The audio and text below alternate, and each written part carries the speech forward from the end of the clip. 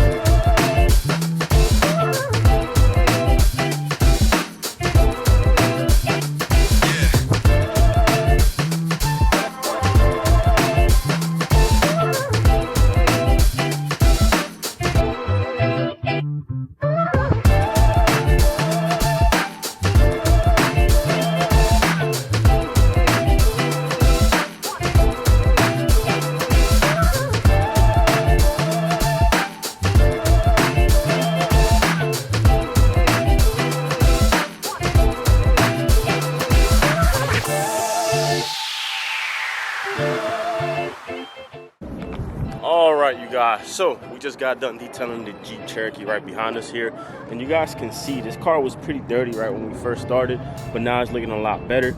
This is a work vehicle, and I guarantee you today is Tuesday. By tomorrow, Wednesday or Thursday, this car is probably going to be filthy and dirty again, especially with all the rain and stuff that's coming this week here in Virginia. So anyways, we did our job. We did what we were supposed to. We cleaned it up, made it look nice and clean, looking nice and brand new again for our client. So hopefully you guys like watching this transformation right here. Make sure you guys subscribe to the channel down below, you guys, and also make sure you hit that like button, and also don't forget to comment any questions or concerns that you might have throughout this detail, or anything else that you might have, whether that be business related or whatever the case may be. So we're gonna head off. Appreciate you guys for watching. Like, comment, share, and subscribe, and we will catch you guys on the next one.